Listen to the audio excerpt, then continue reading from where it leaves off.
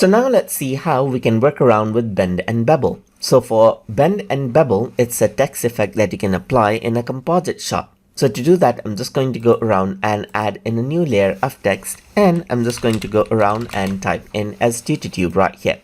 Once I do that, I'm just going to go around and transform and scale this out right here. So let's just go around and type in 200% right here. So I'm just going to go around and drag it out just like this.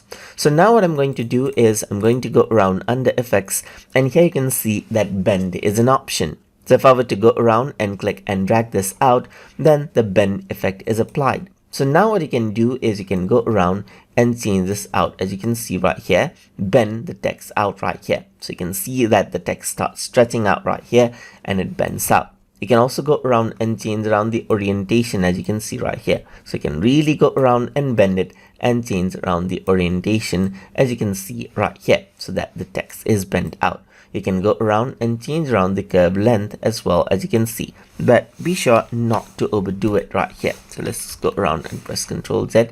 So you can just go around and then change this out, as you can see right here. So that is what you have. So now what you can do is you can also go around and add in a bevel to it. So over here you can see that there's a text right here.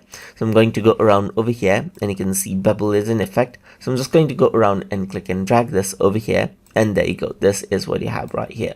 So now you can go around and expand this out, as you can see right here, and there's a bevel effect that you can add in as well. You can go for front only or back only right here, and you can even add it in internal edges and change around the expansion right here, just like this, as you can see, according to how you want. And that is how you can work around with bend and bevel effect inside of HitFilm. So I hope you guys learned something as always. And as always, please like, comment, share, and subscribe.